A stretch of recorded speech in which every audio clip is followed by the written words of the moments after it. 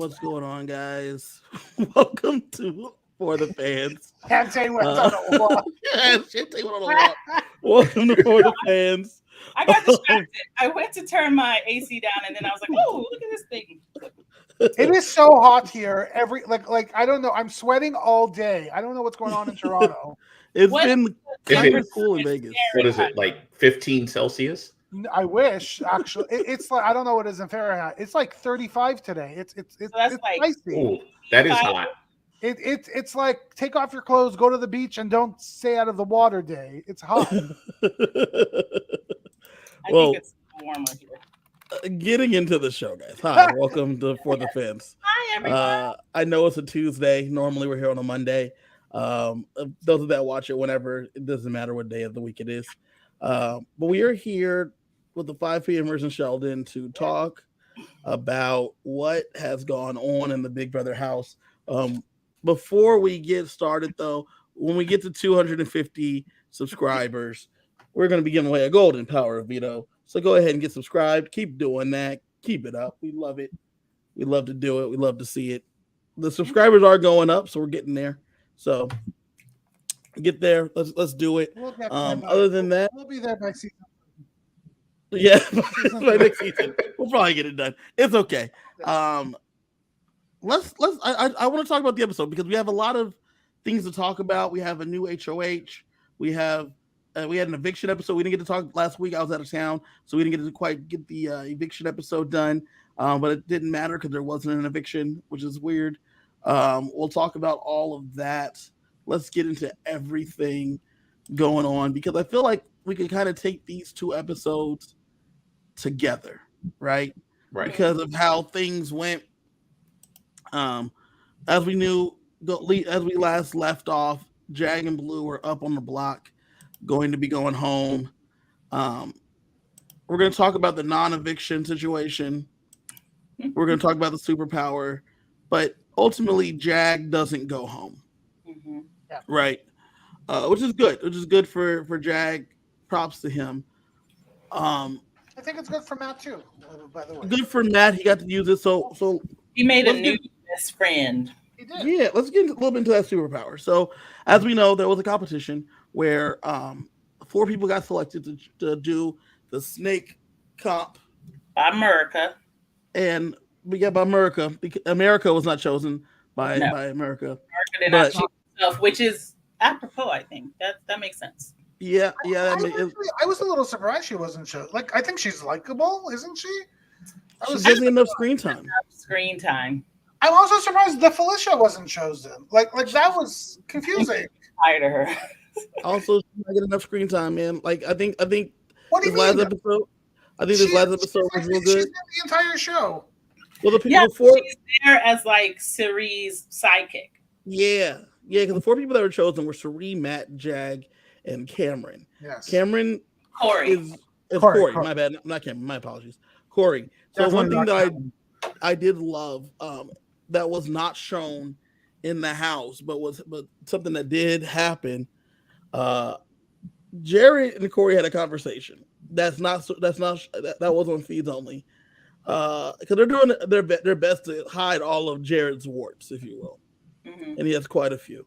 And one of the things he said to Corey was, "Bro, I don't think you would have been chosen because you don't really have like the personality people like on the screen." He told him that to his face, and he was like, "What the hell you mean, man?"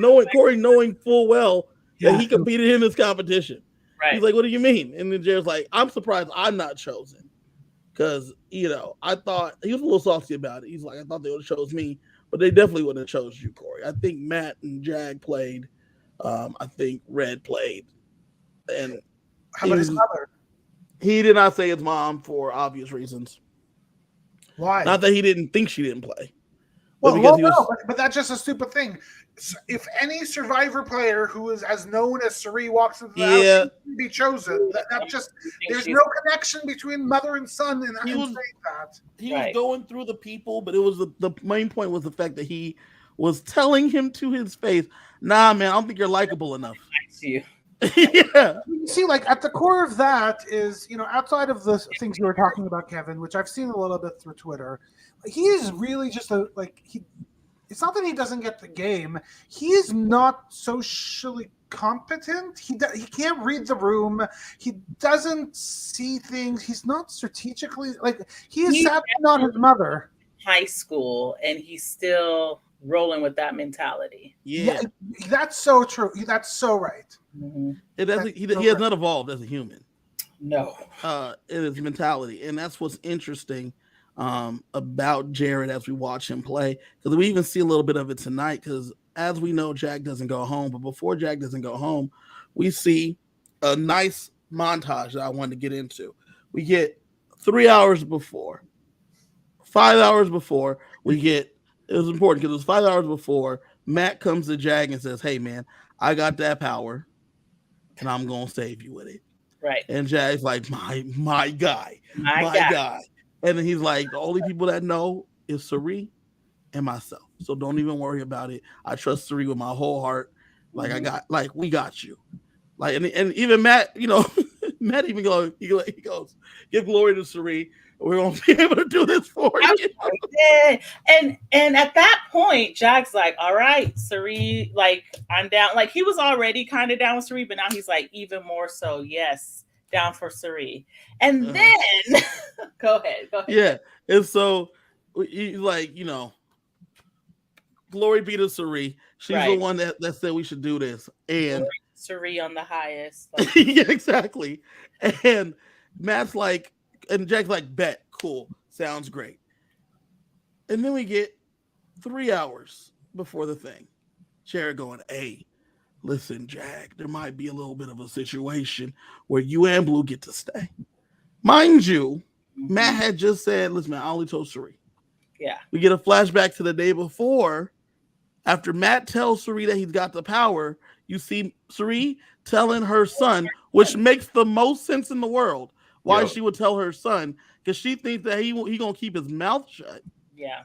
And she says to him, and this is the worst part. Like this is the worst part about Jared and him not like being smarter about this shit, is that she's telling him, listen, I'm telling you everything. And he's doing nothing with her. He's not telling her. He's not brainstorming. That's one thing, Sheldon. That's one thing. The second thing is that if he's telling her everything, he should be knowing what he needs to edit and he can and cannot say. And I say that specifically because she said to him, Matt told me this, and he said he ain't telling nobody. Right. So I'm telling you. Don't tell nobody. Yeah, if he's telling nobody. Might I just say one thing? She should know her son.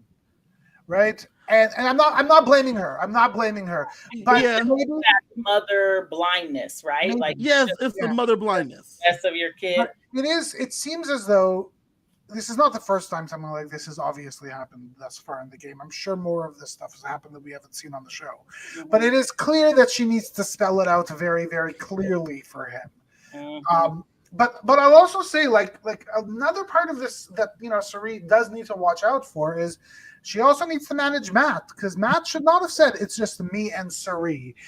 Matt should have just said it is me.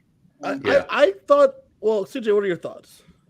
I think that Jared's dumb. I mean, he kind of blew up the entire spot, right? And now Jag is like, well, I don't trust Jared or Sari, and I'm gonna jump a little bit ahead on this too.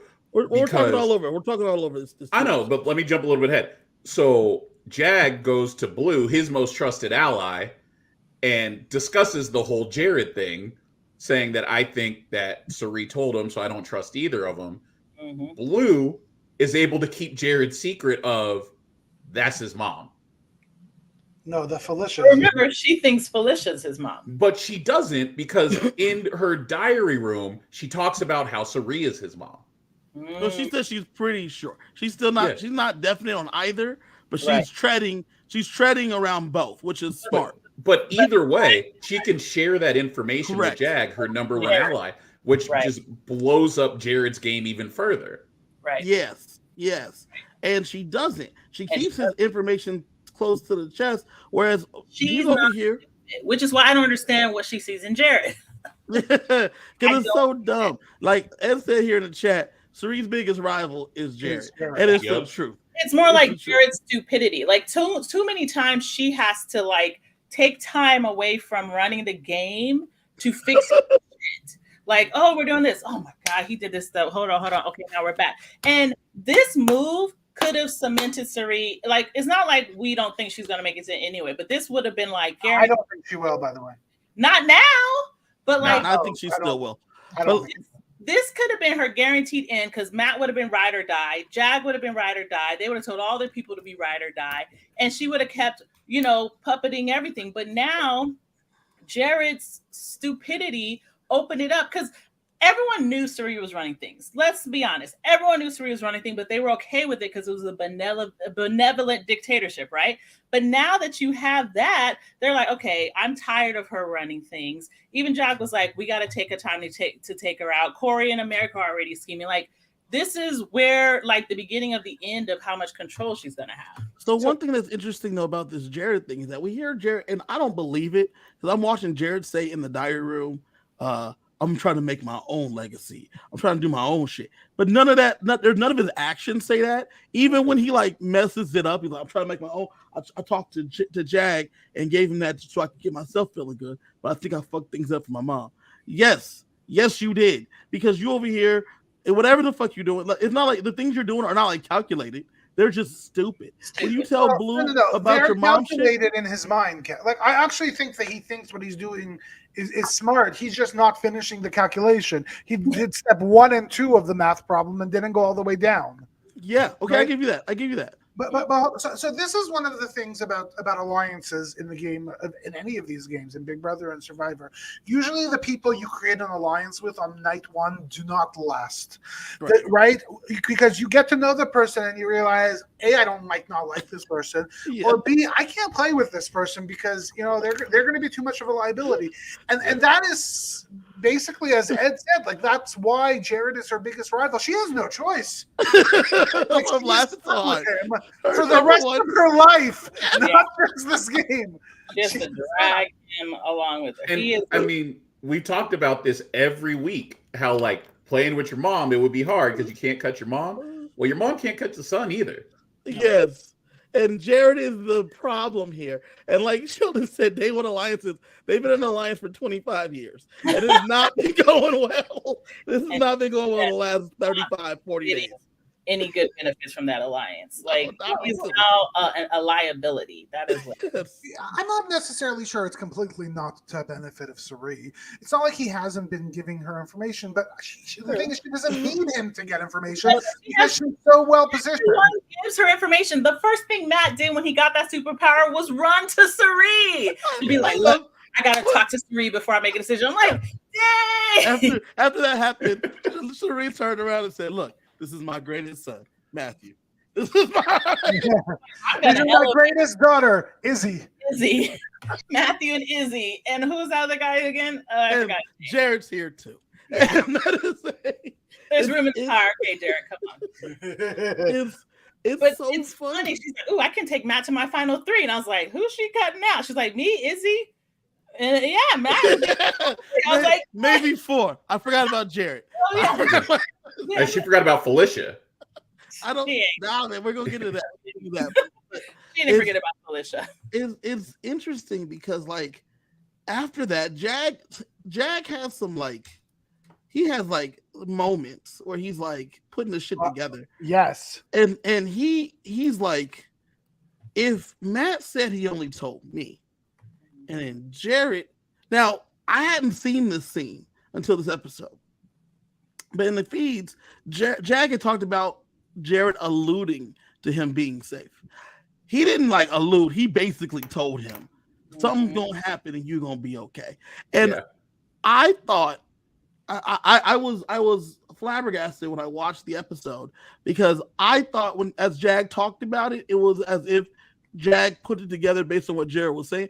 I didn't realize Jared just basically came out and said, "Listen, I know that the power is going to be used today, and I don't know who got it, but you're going to be okay." It might be Matt. No, you might know. No strategery involved. Just like, hey, guess what? I found yes, it was bad, and like Sheldon said, he did the math and didn't finish the computation. Right, the problem, and it's ridiculous because after that, Jag has the sense enough to go ask Cirie about it again. and say, "So, hey, Sari, so I heard you knew about this little thing a little bit."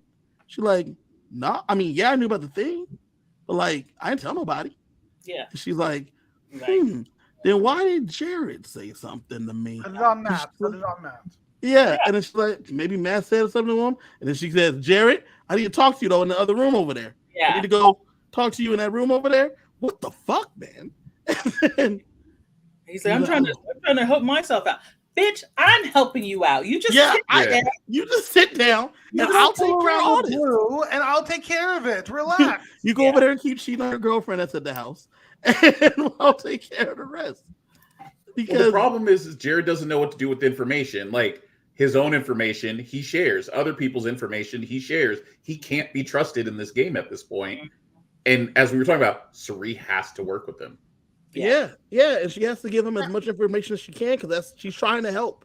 Well, Yeah. The other benefit that I think that we might be overlooking, especially as we get to the 4, 3, 2, 1s, is that the likelihood of Sari winning a final competition, the round 1 and 2, which is physical usually, means she needs a Jared around to help her, right? So I she obviously cannot go against him, but she needs a Jared or a Matt there to actually help her win. Already replaced Jared with Matt. Like she came in, started adopting new children and like strengthening her family. She has one of the strongest families in the country now because these people. So I feel like Sari has always been thinking about, the end, and Jared can't think past 5 minutes. I don't know. Do you think Justin Fields is a part of her family? Is that another Fields? You wish. Who's You wish he was. The quarterback of the Bears, Justin Fields, Sari Fields, Izzy Fields, Matt Fields, Sheldon Fields, Jared Fields, Felicia Fields. Okay, so Washington. We get that situation with the Jared just talking out his gums. Very well edited, by the way, by Big Brother. So yes, good job by them. Going Thank you, back, Mr. B. Thank you, Mr. B, for doing that for us. Going back though a little bit, Jag ends up going up against Blue. The vote flipped back and forth all week, just like every vote has in this house. There's just too much time on their hands. It goes back and forth. It ultimately settled once the power got decided on. It settled on Jag, with Matt using the power to keep them both safe and getting a 10-0 vote. Smart. Yeah. Once that happened, I don't understand why. Well, I'm happy to see that Sari knew that exactly how the power was going to be played. Like that was all set up and done. I love the fact that the rest of them are like confused once the power gets played, and they're like, "Who knew?" Jag had used it himself. Here we go. And I was like, the acting is spot on. Yes, Sari did a great job pretending like she didn't know what was going on. Was Jag overacting? Yes. Oh yeah, the like. Oh, he looked really somber, and truth be told, I kind of believed him until I thought about it after the fact. I believed until they showed us that Matt told him ahead of time. I was like, dang. Yeah. But here's the thing: you don't know until you know. It's true. So I feel like it may have been some acting, but I think there was also some genuine relief that Matt came through for him like he said he would. Because you got told you were good all week and then you went out 10-0. Yeah. And then they made him pick up his bags and start walking toward the door before they let the chime go. Because I was sitting there like, did they not use it? Did they change their minds? What happened? Like he was like touching the doorknob, and then all of a sudden I was like, that was dirty. So I thought he was going to actually have to walk out and talk to Julie, and then they were going to send him back in. But the wife brought up a great point that he can't leave the house because of COVID. Once he steps outside, he can't go back in. I think that's part of it. I think it's less the COVID, but more the not wanting him to see the outside. I thought they were going to have the door be locked. Yeah, I was waiting for that. I thought that's what they were going to do. I thought he was going to reach for the door, and then the door don't open. They had him pick up his shit though. I was like, dang, you're going really far, big brother. If he's saving that poor man. Like I thought at that point those tears might have been real because he's like, fuck, Matt didn't come through for me. And then oh man. That's crazy. Yeah. All right. Okay, so while Jag ends up staying, we then get a situation. This is one thing I want to talk about because this was like partially on the episode, partially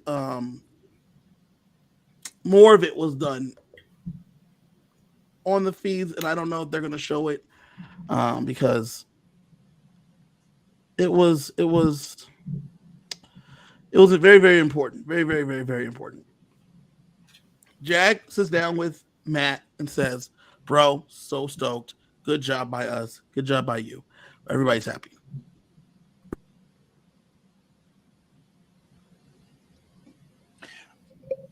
I wonder what happens next. Yeah, you can't stop mid story. Yeah, like I don't know. Kevin His over here technical difficulty going on. I don't know what happened. I'm really excited as to what exactly is about to happen. Well, especially because I didn't see this on the feed, so I can't even fill in.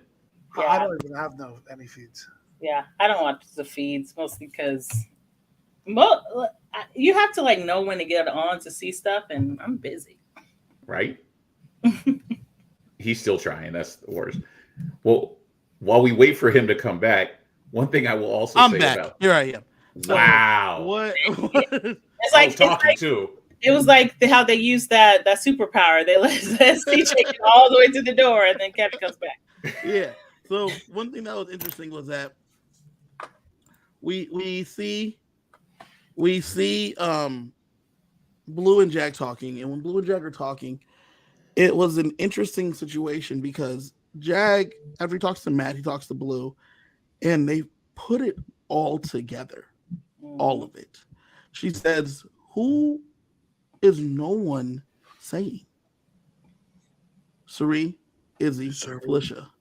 Mm-hmm. And then they go, they're running the house. Yeah. They say they're running the house.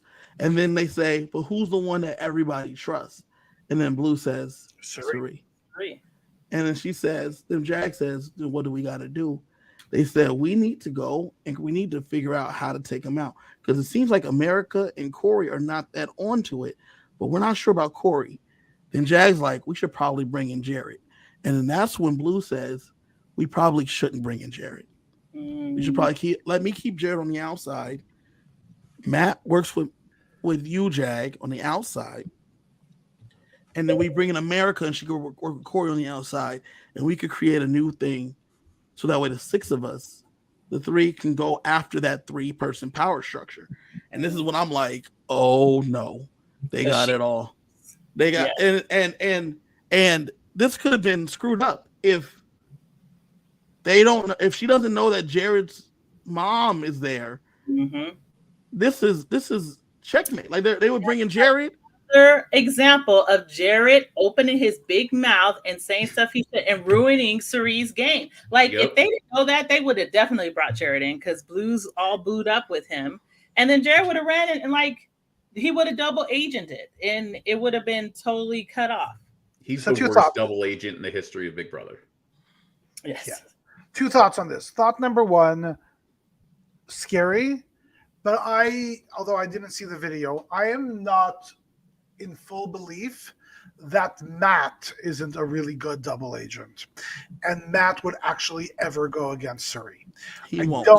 I don't believe that, and so because of that, anything that's actually going on, I'm not as certain will in fact end up harming Cirie. However, that's why she replaced Jared with Matt. Yes, because Matt is the son that Cirie Matt deserves. is the son she deserves. Once they're out, everybody has to go to Sears, get family photos. Jared will not be in the photo. So point number two, and I've sort of been thinking about this since the beginning of the season. Cirie is too good to get to the end. And it is too long of a game for people not to realize her strength and her power. And so this isn't Survivor where you actually need a majority of the votes. You need one HOH that doesn't go your way to put up two people to make a choice from.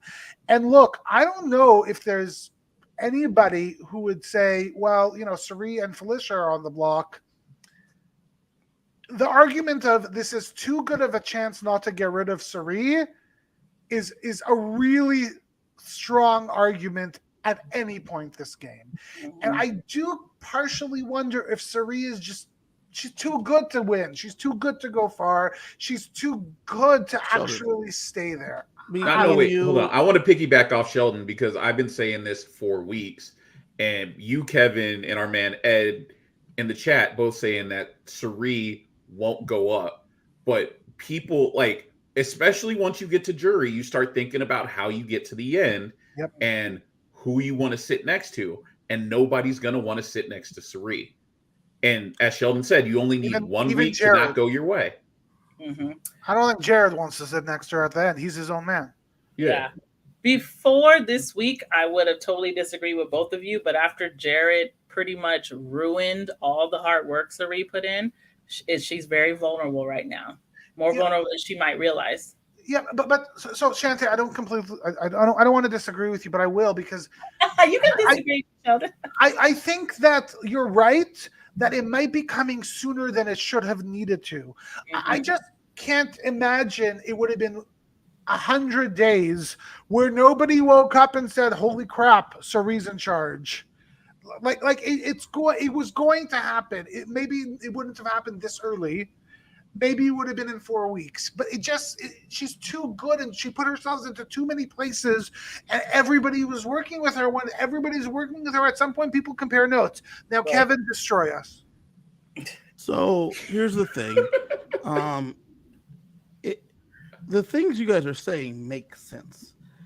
If Cirie wasn't a god tier social player. And I say this. She never won the game. Come on. Oof. I say this because as did you see how pissed he was? Yeah, social player. She won traders. She would have won Micronesia if it was a final 3 like it was initially. So it became a final 2, and then the two of them looked at each other and was like, "We would have lost at 3, but we can make sure we don't lose at 2." Yeah. So,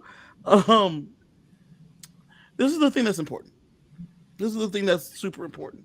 And it's something that we're watching happen. These people, there's too much time. There's not enough trust. Cirie has trust. From everyone. And so even when you go, when someone like Jag goes and says to Blue, we need to make a move. Cameron and Red aren't on board. Corey's not on board yet. Jared's not on board. Izzy's not on board. Felicia and Mimi they feel like they're in it. Bowie Jane feels like she's in it.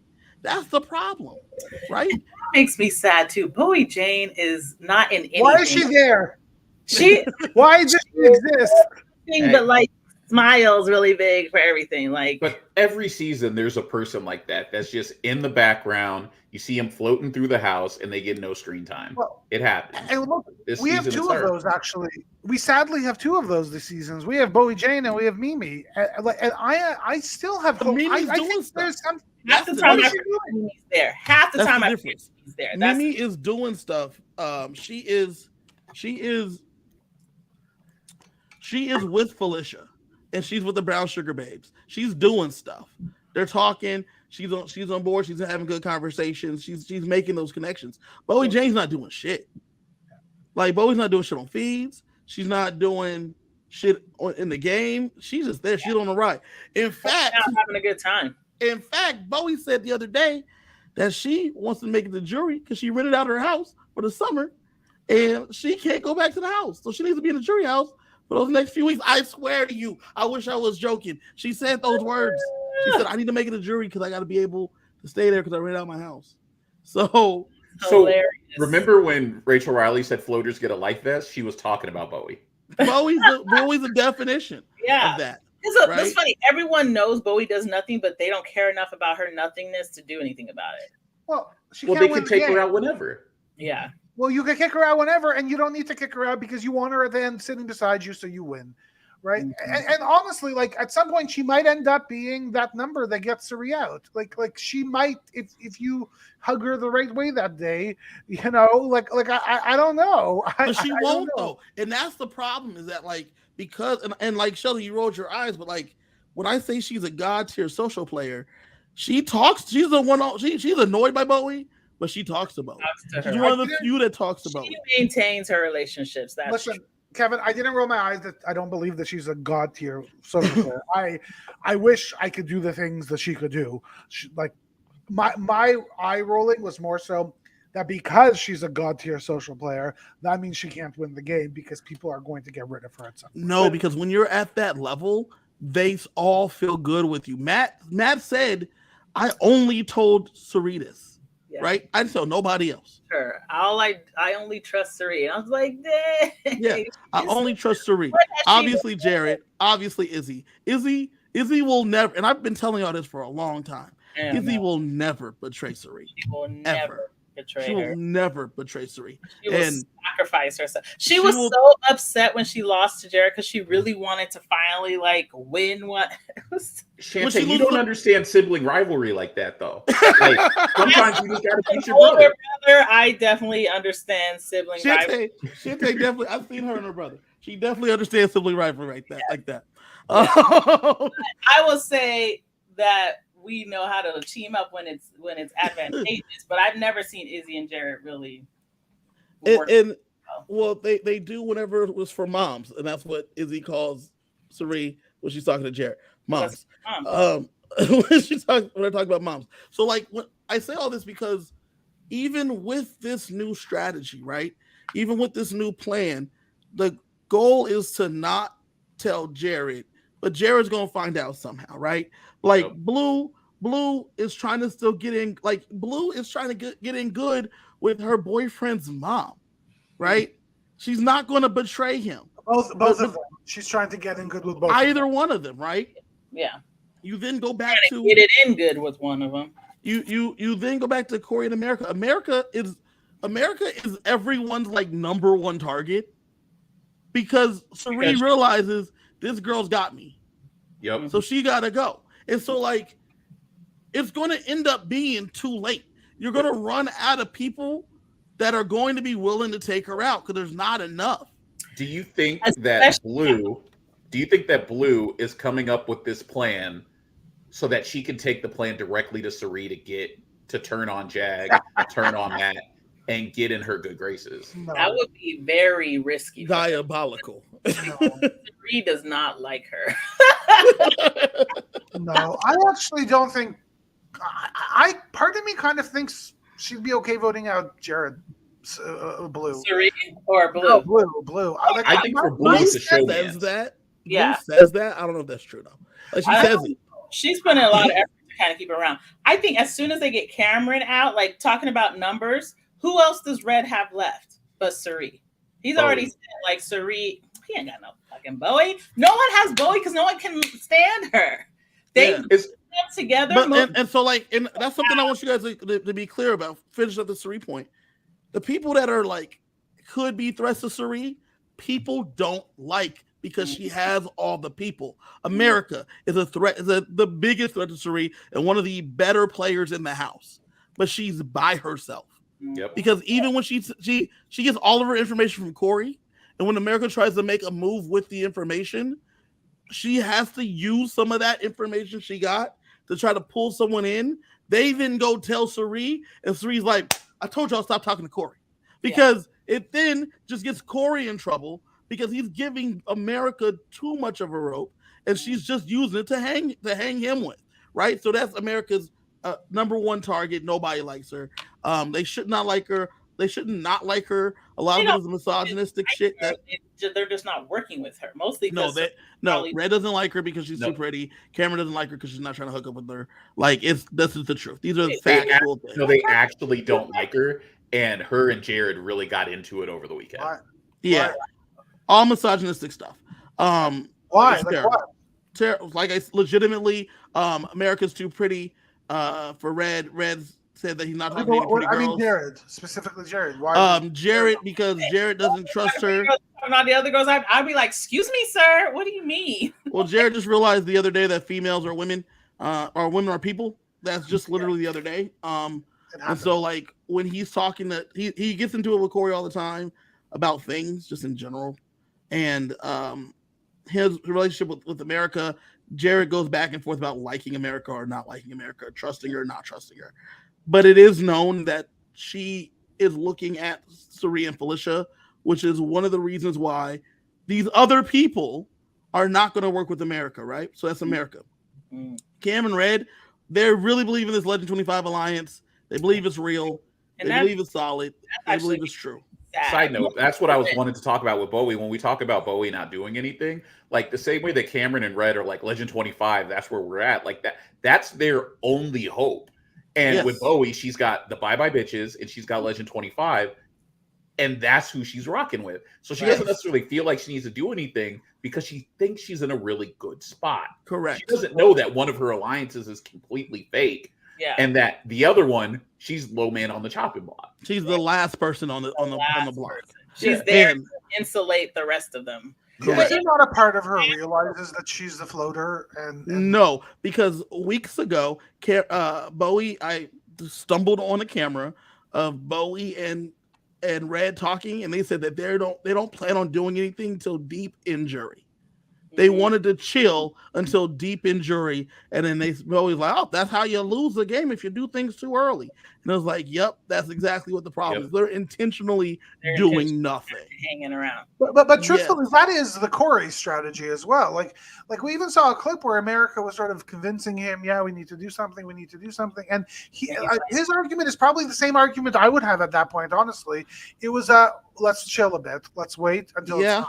But the problem with the difference between Corey and Bowie Jane is that information flows to Corey. No information's flowing to Bowie Jane. So it's not like she's hearing things. She's just around. She's just content in her position. And she's really content where it's like somebody's going to go up to Bowie and be like, "This is where the vote's going." She says, "Okay." She doesn't ask questions. She just does what she's told. Yes. Which is shocking for a lawyer. Bad for Red, because Red, like, he really believes in the Legend 25. He's like die-harding for them. He just got betrayed by the chillers. His chiller buddy. Let's talk a little bit about our new HoH and who he put up. So before we get to that, though, I want to finish up with the Suri point, because all these people, there's not enough people to vote her out. There just isn't enough. Which is, and like you guys say, these people are going to quote unquote wake up and like get her. Mimi's not going to vote against her now at this point. Maybe later on when the numbers dwindle. But as long as Izzy's there, Matt's there, and Jared's there, that's 3 votes for Suri to stay every time. Mm-hmm. Every time. And so if she's up next to, unless one of them, only 2 of them can vote to save her, you need to have at least 2 or 3 other people that are going to be doing this, with one of them being HoH. Like, it's just the numbers are dwindling. And so 6 at the earliest. Yeah. Well, but that's it. Like, I could actually see, this sounds crazy, I could see a Felicia flip on Suri. Like I could see it. It's brewing. It wouldn't happen until 6. Like it has to happen very close. But Felicia's not going to make it that far, because there's other people like Izzy and like Jared that are aware that Felicia support, like Suri. Correct. So Felicia's starting to lay the groundwork, which is necessary. But one of the big things, and like I know that we're going to blend a little bit of what's happening in the house and what's going on. Felicia already started the flip, but Suri has been taking time to talk to Mimi more, because Mimi is Felicia's second, but she's talking to Mimi more, so that way when they make the move on Felicia, Mimi's going to know that she's got to go with Suri. That's just like, it is not going to be Suri. It's never going to be Suri. We know it's not going to be Suri that's making the move, right? It's not going to be Suri that takes the shot. Suri put the order in. She went and told you where the gun was so you can go pick it up. Then Jared goes and gets it, points it, fires it. Suri smiles and continues to do things. Yeah. She's in Game of Thrones, the Thorns. She's what's her name? Madam Tyrell, right? Olena. Olena, right? Tell Cersei I want her to know it was me. Yeah, that's exactly. And Elena doesn't say that until like the last season when it is like she killed Joffrey like 3 seasons ago. Yeah, she's like, oh, I've been running shit. Spoiler. I haven't finished this show, so thank you for ruining everything. You're welcome. So, but it's oh wait, one last thing. Since we're jumping into the HoH too, and the people that have been connecting the dots, it's very obvious who's running the house when Felicia and Suri are sitting there next to each other on the couch HoH competition, and nobody picks them. I was just like, you guys are being so obvious, but it's funny because Suri's like, I know they're not gonna pick me. Like they pick other people to go multiple times before they ever vote. Even crazier is that Cameron goes against Jared. So the HoH competition is that you have to basically pick out something that was pointed out in the story. You got to find it in the 3 panels, right? A, B, C. And it's a head-to-head competition. So this one does a good chance of like showing where people's alliances are and shit, right? But since everyone is in an alliance with everyone, there's nothing to suss out here because Cameron's like, got to be someone in Legend 25 that's got to win this thing. Cameron goes up next to Jared. Unfortunately, that's how it starts. He loses, Jared wins, Cameron's out. He next picks Red and Bowie to go next, right? Bowie's out. That was an interesting pick. He didn't say that until way later. That's what's crazy. Is that Red goes against Bowie. Jared's not in Legend 25, so this makes sense. Yep. Red wins, Bowie goes out. He then picks Jag and Matt, right? They're not in Legend 25. I need one of them to go, right? Or Jag in America. And so Jag goes out. Then Red goes back up there. Everything, because the alliances are layered, no one is the wiser as Felicia, Suri sit there, and Izzy jumps in the mix because Izzy's the soldier, right? We sending Izzy in to the fights while these two smile and drink tea. Yes. And like, no one's the wiser. Even Cameron says either. Like, even though they noticed that no one picked them, they still didn't pick them. Like, I think it was Erica who was like, "Wow, why did they pick me when there's people who haven't gone at all yet?" I'm picking Izzy again next. It was her turn. She still didn't pick them. Yes. I saw a video today of Felicia farting her way to the toilet. It was one of my favorite things I've ever seen. I love that woman so much. Right here, though. She is the mother I never had, but I have a great mother. Thank you. Alliances are a Venn diagram with Suri is in the middle of all the whole Venn diagram. 100. And that's why it's starting to just be a circle. It is. It's Suri, and then everything offshoots from her. And in the end, it's Izzy versus Jared. Izzy loses the competition, so Jared wins. Jared's the HoH. Jared comes in like a conquering hero. Everyone's excited for him. They're all happy for him. Izzy's a little upset because she's trying to win for her mom. You know what's funny, though, is that Izzy really wanted to win that, but it would have been better for her for Jared to win anyway, because she's so tight-knit with Suri, and she's in every alliance that Suri is in, outside of, I think, the Brown Sugar Babes. She can't take a shot at somebody. Jared has to take the shot for them. But Izzy doesn't care. She would have taken the shot at Cameron and Red and not thought 2 thoughts about it. Right. But this helps keep her clean. Correct. I think we might underestimate the difficulty it is of actually being in that house and not having a letter from home. And I really she's obviously extremely emotional, Izzy, and that letter from her partner might have been really important to her. And that may have been what she really wanted to win. No, that is important. She basically said, "I want to win. I want to show." When she lost the pressure cooker, she said, "I need to show that I'm valuable to this alliance." Mm-hmm. Yeah, and that's why she was so upset. Like, it's a little deeper than that. It's a little deep. It's she's trying to win for those reasons. But is it better for her game to keep? Is it better for her game to keep losing? Is my question. Yes. Because she's in a powerful position. Because people don't fear the threat. She doesn't have to show her cards. Mm-hmm. one of the funniest things. Exactly how it's better for Corey to keep losing. It's like True. Like don't show it off. My favorite thing over the weekend, one of my favorite things over the weekend was that Izzy was going over with Sari about who they would put up if they were to win HoH. And I chuckled. I said, Sari ain't trying to win no HoH. Well, she's not trying to, like, if Sari was HoH, she got everything comes tumbling down. Right. So she ain't. It's nice of y'all to go over it, but she ain't trying to win no HoH. She can't win. What did Sari say? She said that she would go after Jag and Blue, or Cameron if he was still there, or Matt, like not Matt, or Red. She was going over the two fringes from their core alliance, but she was just going over it with just Izzy. So it was like, I'm giving you info, but not giving you info because I don't have info. Like, I need everyone to stay. But her daughter-in-law came first on the list. It sounded like. No, it was Jag and Blue, or Red and Cameron. Daughter-in-law, or fucking Bowie Jane. Like, it was one of them. Bowie Jane's a throwaway vote because no one cares. Yep. Getting back into the episode, though, one thing that was crazy is that after Jared wins, Cameron assumes that he's going up because he's not in Legend 25. Jared's not in Legend 25. So I think he's like, I have a good relationship. With Jared. So obviously Red's the target because we're both not in Legend 25 and Red never talks to Jared ever. Right. So obviously Red's the target. So he goes up there and he says, listen, if you need me to use me as a pawn, so be it. Do what you got to do. Mm-hmm. I'm pawn star this season.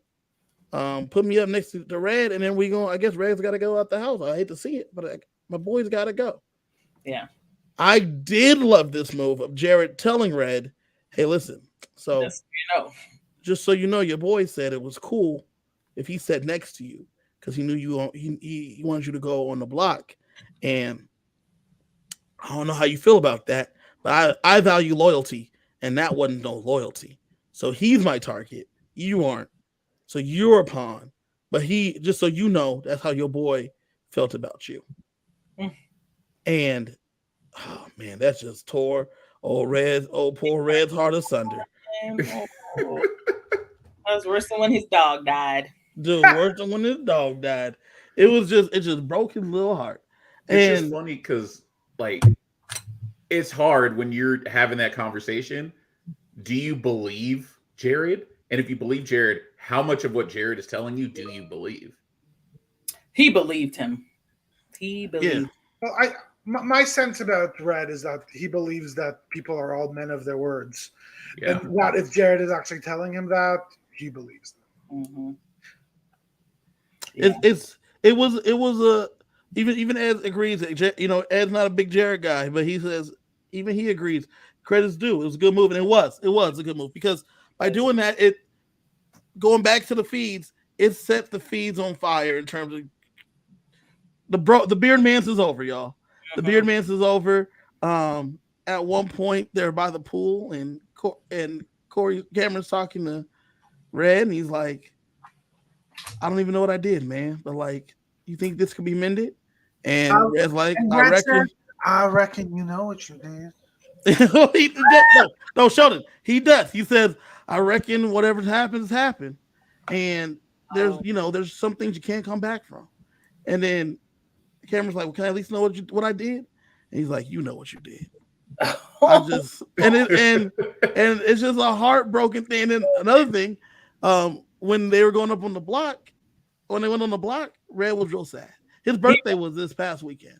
And one of the reasons he was sad is because he said, and it goes back to exactly what CJ said a minute ago about him being a man of his word. He said, I don't even want to win the veto. And they're like, and Sari's like, why not? And he's like, because I made him a promise that if I would go home before he does. So if I win the veto, being a man of my word, I got to use it on camera. Wow. That's exactly what he said. And they're like, no. Red, if you win the veto, you got to use it on you. And he's like, no. Being a man of my word means I got to stick to my word. And Sari was like, did you make me that promise too? Make promises, but that's the thing. He has no one now. So who is he going to clutch on to? Jane. No, Sari. He already told Sari, and like remember, it was a couple episodes ago that Sari was like, "I think he might trust me even more than Cameron." Yes. Now that this happened, it's like die hard. So now Red doesn't have to leave. If they get rid of Cameron, Red is another vote for Sari. There's no reason for her to have to get rid of him. Yep. So Bowie J needs to be a little worried. On top of all this, and BB hit it right here in the chat about a misogynistic comment. Here's the situation. That's another thing on top of that.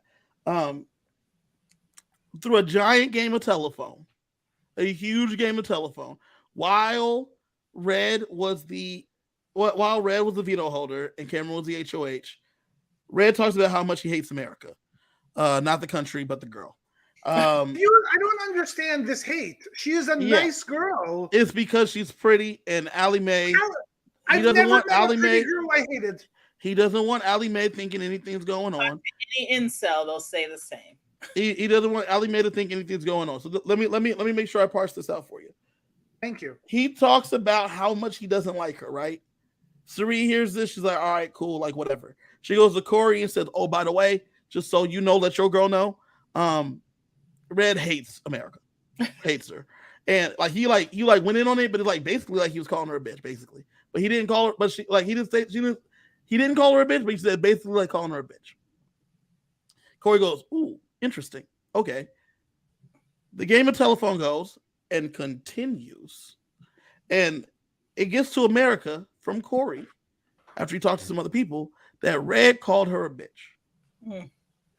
Now, Red didn't call her a bitch. Red using that language. Like, is it me that he's like some Bible belting, like good old boy? Like, he kind of is. So then it gets to America, but it's coming from Corey, though. So she believes it like 100. She goes and talks to someone else, and the Bowie Jane is like, I don't know why Red ever called me a bitch. It's pretty fucked up. And then she like confronts Red about it. Red thinks that Cameron told Jared in this conversation that he said that America's a bitch. And so he doesn't want Allie Mae thinking terribly of him. And that's a part of the reason why their relationship is irreparable. Because Cameron, because when Jared told him all the things, like this comes out like he's like, and like basically is like Red thinks Cameron thinks America's a bitch or something. I don't know. Like these are all the things that he's done heard from Cameron, and Cameron's like, "What did I do?" And he's like, "You don't reckon know what you did," and it makes it all just so much, and so their relationship cannot be mended. That's bad. And now, and as B Bean says in the chat, Red wants to go home because Red is on the block and he wants to go home because it's his birthday, and nothing. In addition to all of this, nothing ever good happens on his birthday. He's only had bad things happen on his birthday. And so now he's afraid that old Allie Mae is going to leave him because he done spoke unkindly about women. He's been in his house with this woman this whole time, and she didn't want him to go on the show no way. He literally said that just like that. She didn't want me to go on the show no way. And here I am. And like, this is just bad news. All of this is bad. It's like song waiting to be written. Poor old Red. And it's so sad. But it's like their relationship is fractured, is broken. Jared goes and puts them both on the block. There's no love lost. Cameron's like, I'm just doing my duty, sitting here while another person that I'm sitting next to going the way out. Cameron has no idea that this is his turn. Everybody wants this dude out. Turns were also his turn, but they decided, And I actually liked what Jared said here. He wasn't like, oh, because he's like, no, I'm playing this game and thinking about my game. This is why you two are on the block. Peace out, everybody. Thanks. And like that, I actually give him props for what he said there. I don't know if he practiced that with Sari before, but run lines with his mom. It's interesting because with Jared putting him on the block, Cameron and Red are set to go home. One of them ready to go, set to go. Red is asking to go basically if things go the way they are. We have a in the episode we have a possible insurrection brewing. Mm-hmm. There's a lot going on, and it's Tuesday, so a lot has changed. But Right. I would love to get into that. Final thoughts on the episode. Like I said in our chat before we got on, I'm tired of the unanimous votes. I'm ready for some drama. I'm ready for not knowing until the last minute it's boring when everyone's like, and then Julie is trying her best to be like, oh, well, they've told the line. Yes, they're all going to toe the line. Like, don't play me, Julie. Like, let's pick this. If Kevin's right, you're boring unanimous votes or continuing, Chantae. But well, and that's one thing that's interesting is that Chantae, this is your first season, and when there's usually boring unanimous votes, it means that there's someone in charge. Yep. And that's when the game is the best because someone is playing dominantly. If there's boring votes because people are afraid to go against them. And what you're seeing is one of the top tier games, social games being played by Cirie, not just by me saying it of her prowess, but like how the game is being laid out each and every episode. And it's funny because at first it was like, is the Cirie have an unfair advantage by having Jared in the house? But instead, I feel like Jared is just a weight around her neck. He's a handicap, 100%. If he wasn't there, the game would already be over. She'd be like, oh, I don't need 100 days, Julie. We're good. Exactly. Give me my money. Bye. CJ, final thoughts on the episodes? I mean, I'm with Chantae. Like she said, we were talking about our chat. We're about to talk about it in spoilers, but just I need a blind side. I need something. I'm bored. And yes. Sorry, I'll say the other thing is that doesn't really help is both this week and last week, you didn't even have any discussion about who was going up. You just had the HoH pull the two people aside and say, hey, you're going up, deal with it.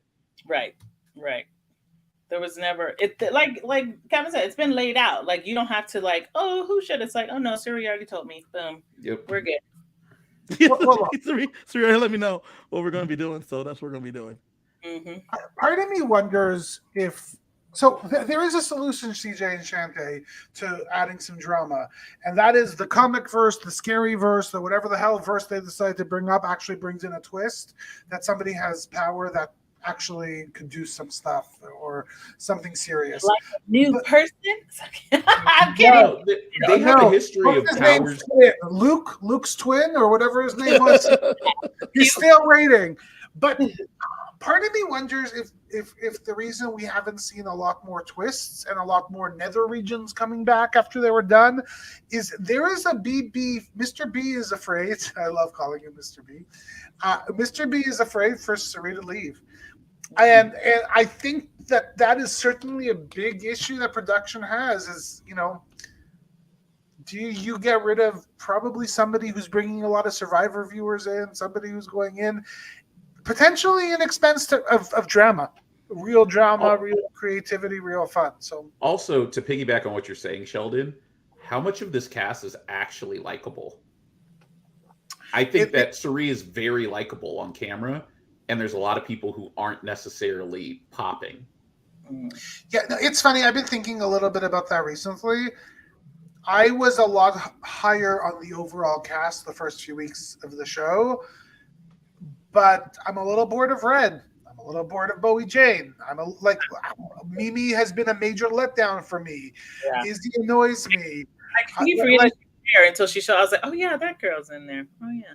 Like it isn't as dynamic of a cast as it seems to be, and really this has fundamentally been the Cirie show, and it will probably continue to be that way. I don't know you think that's because Cirie is there reining everyone in? 100%. So like there's no reason to be, and like if she weren't there, the chaos would be crazy. Yeah. So I don't know, like the drama, but I don't know if her leaving would be less entertaining because now everyone would be like, oh, we don't know what you're doing. No. They'd be running around with like chickens with their heads cut off. We just had an extremely entertaining season of BB Can. I don't know if it was this year or the season before, where everybody was a horrible player.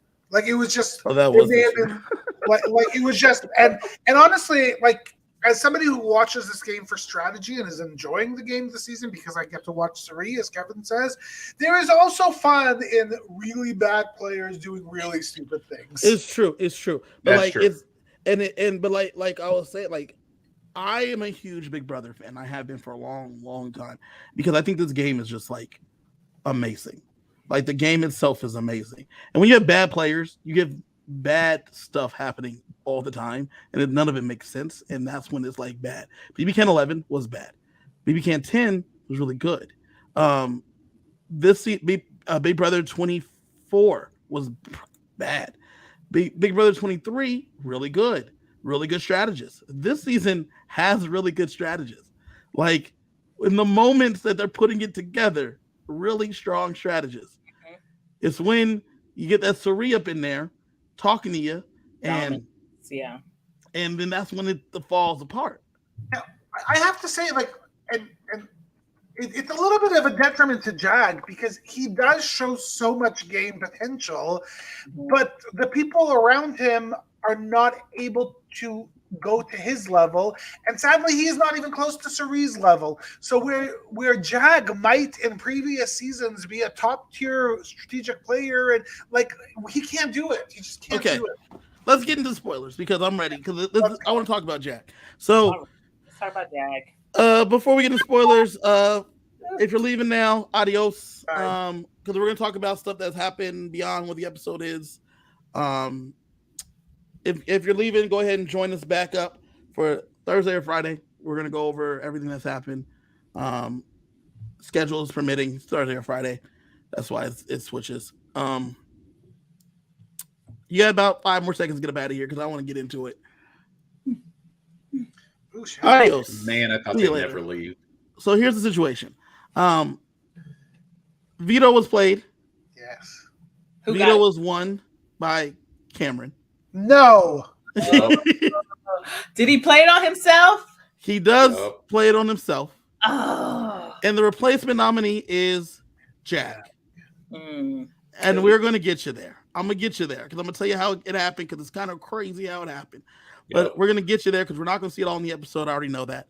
And that's one of the reasons why I do love watching the episodes, even though I know what happens, because I want to know what is the show trying to tell you happened.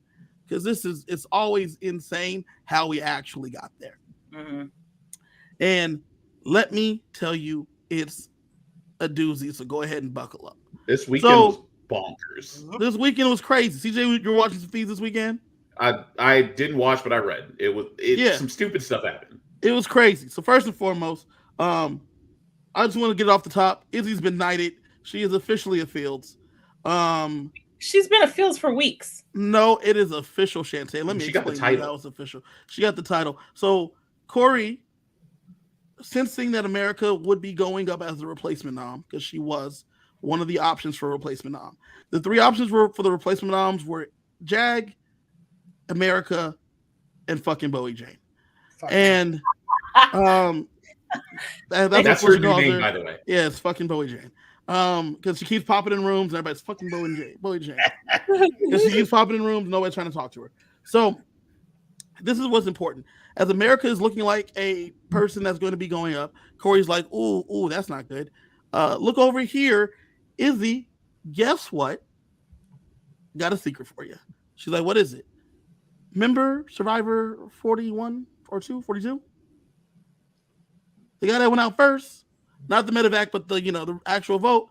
That was my brother. And she's like, oh shit. Okay, that's cool.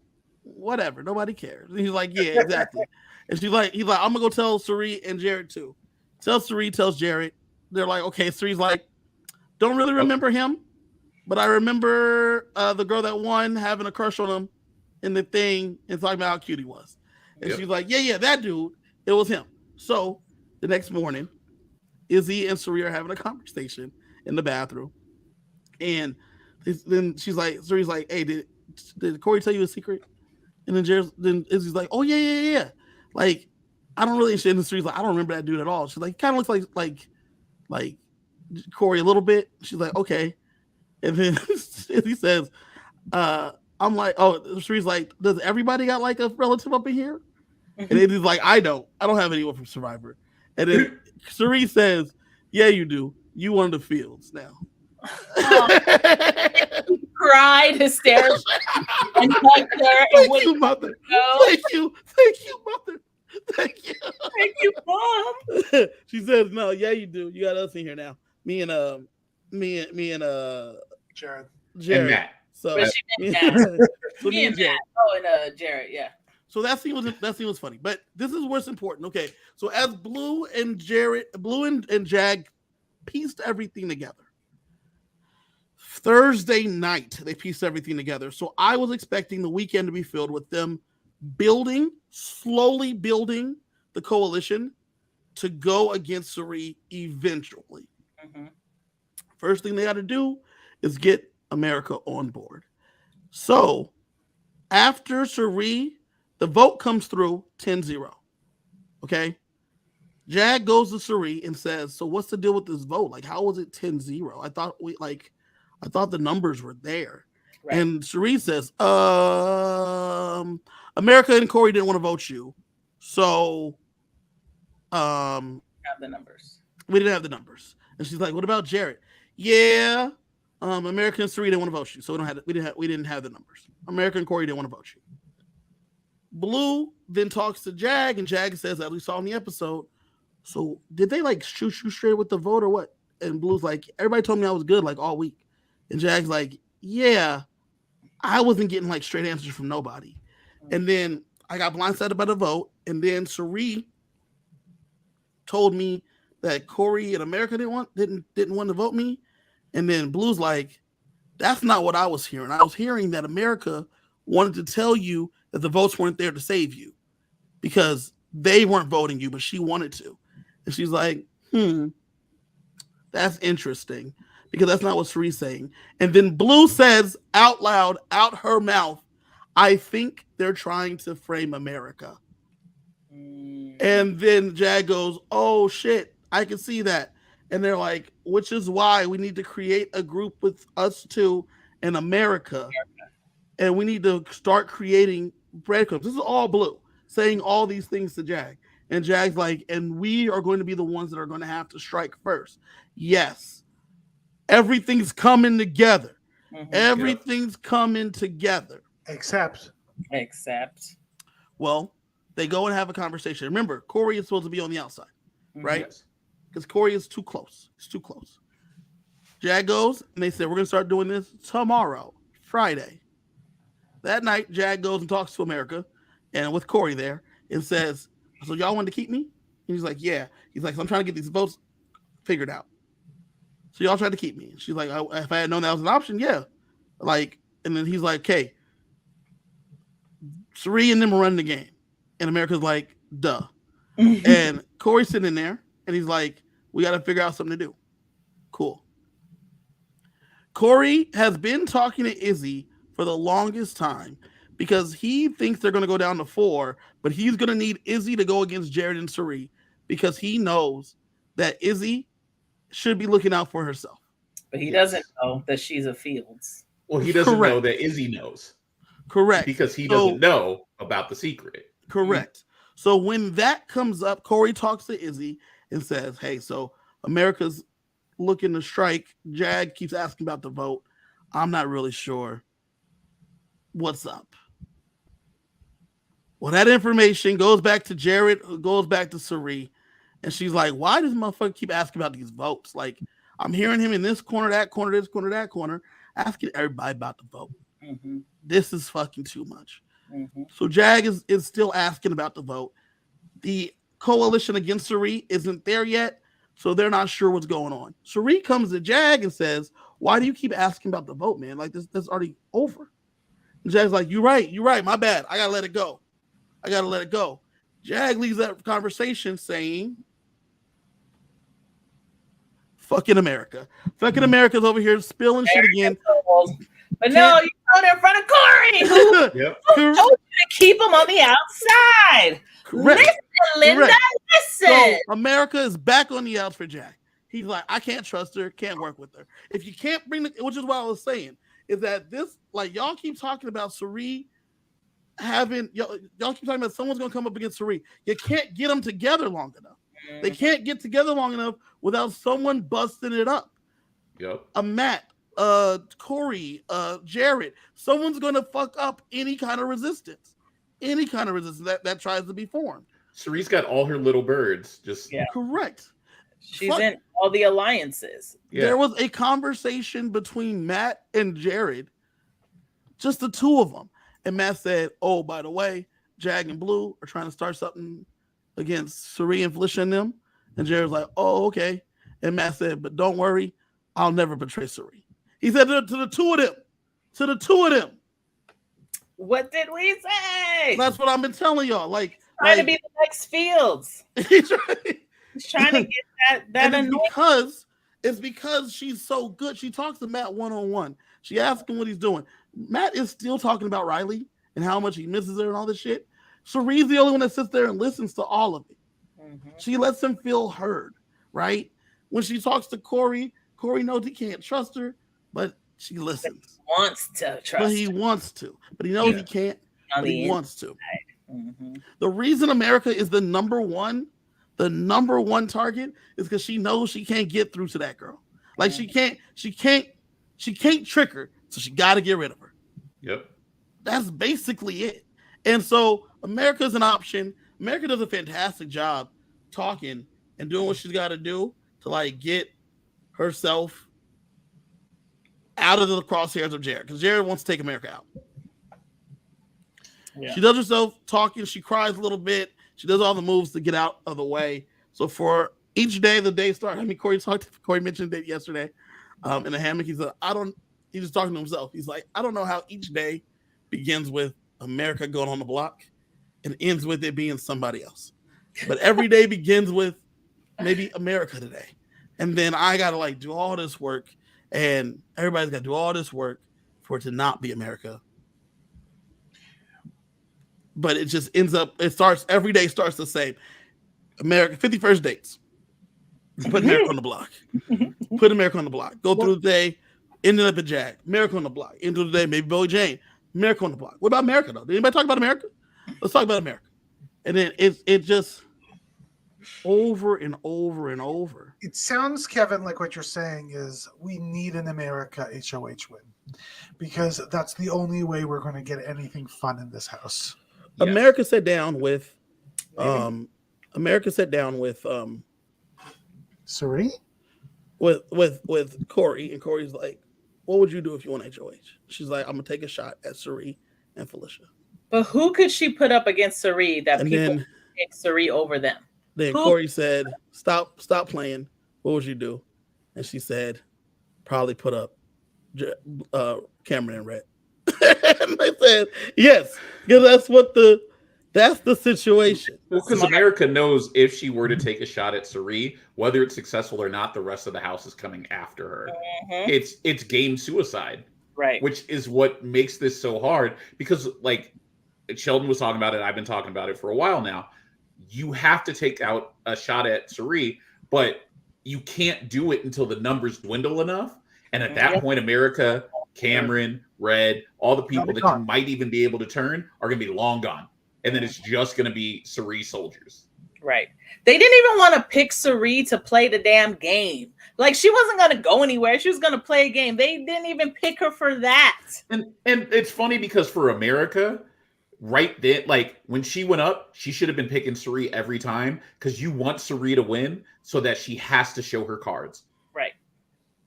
And even when she had her chance, she still didn't pick Cirie. Like, she is so insulated. Like, I'm trying to imagine a situation where Cirie is vulnerable enough to go home. And I can't even if she gets on the block, no one is going to pick someone else over her. Don't get me wrong. I love Cirie. Like, I love Cirie. But for the purposes of this game, we need someone to take her out to make it more entertaining. Mm-hmm. Kevin's going to say it's pretty entertaining just watching music. I am pretty entertained. He likes watching dominance. Yes. Which I get. Wow, I learned a lot about Kevin. But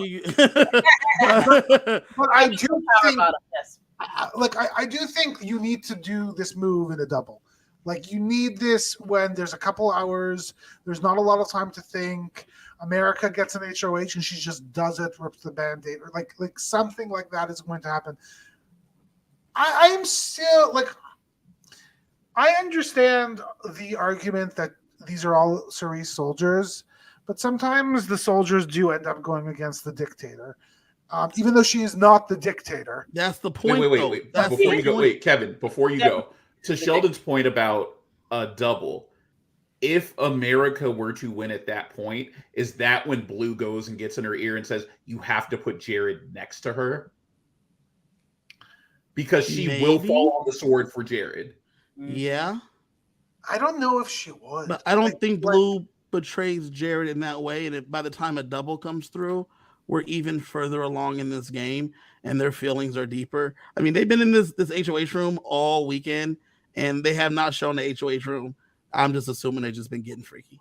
Like they have not shown it at nighttime at all. There's a few more boxes of condom that had to have been used. I mean, funnily enough,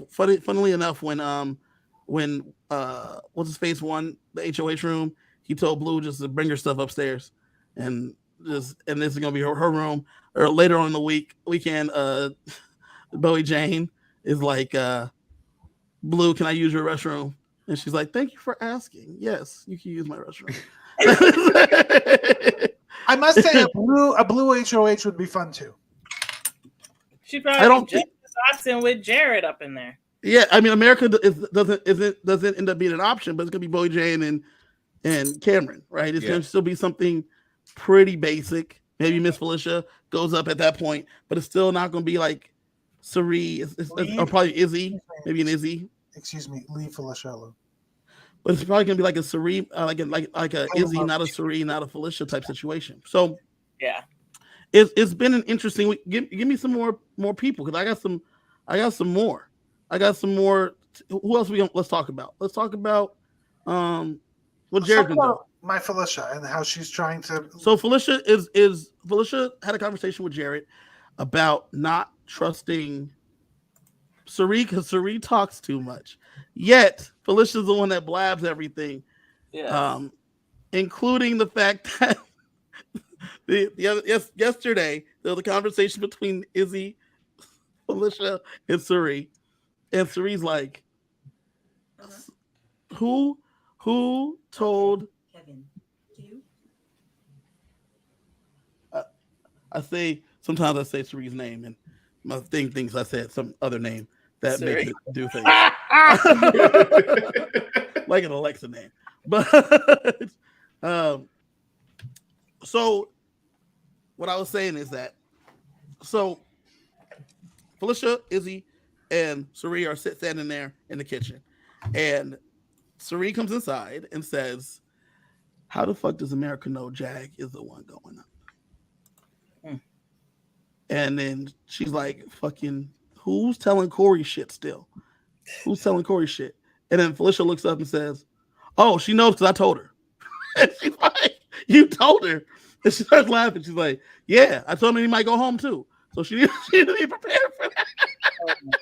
Too honest. Just way too honest. But she thinks that Cerise's talking too much and flapping her gums too much, she said. She literally said flapping her gums. So she is starting to attempting to pull Jared in to go against Cerise. Always go for Jared. It's Felicia like Felicia told Jared, hey, I have a final two with Cerise, but I think I want a new final two with you if you're down. He says, you mean her son? According to Blue? She obviously immediately went and told Cerise, hey, we got to watch out for Felicia because she told me about y'all's final two and she told me that she wants to replace you with me. And then Cerise's like, interesting. So since then, her and Felicia have started this Cold War where Izzy is like, we could take her out right. And like, not yet, Izzy. Yeah. Not yet. Walking around with knives and shit like that. Yeah, not yet, Izzy. Like, not that's yet. not the game we're playing, Izzy. Like, put down. Like, just let me know. But and then Izzy gets sad and she puts the knife back in the block. Yes, correct. So okay. So Felicia's been talking to Mimi, right? Felicia and Mimi outed the Legend 25 Alliance to America and Jag on accident because as they were going back and forth on who to send home, Felicia was talking too much in the bathroom, and she's like, we should just put up Bowie Jane, but they too worried about that Legend 8 alliance. And then like, So like, wait, what? What did you say? Yeah. And so like Felicia just talked too much. But then once again, that information Mimi tells to Mimi, who's in the Legend 25 alliance, says to Sari, man, like Felicia like out at the alliance, and then she's like, fucking Felicia. Like this is I love that Felicia's mad at Sari for what she's actually doing. correct. It's like she forgot it was her. Correct. Must be Sari. It's like, no, it's it's you. So it's a mess. It's a mess. So that's what's going on with also that's the Felicia Sari of it all. Mimi is with Felicia, but Sari is doing a fantastic job maintaining her conversations with McCall and having McCall talk to her about what she's thinking. So that way, when the inevitable war, as some have said on different podcasts, the battles of the aunties, the battle of the aunties, when it wages, like the battle of the bastards. yes, when it wages, she's trying to make sure she's in the right political stance to have the people that back her. And it's true. One of the reasons why Felicia was so upset is because Sari wants to keep Red in the house. And she's like, he has no one but her. Correct. And Felicia sees that and she's like, wants to keep fucking Red. Like, why the fuck do we want to keep Red? Like, it doesn't make sense for the rest of us. You know what I'm saying? And it's because it doesn't. But that's not how this game is working, y'all. It's what's good for Sari. Sari's playing chess. Everybody else is playing checkers. Correct.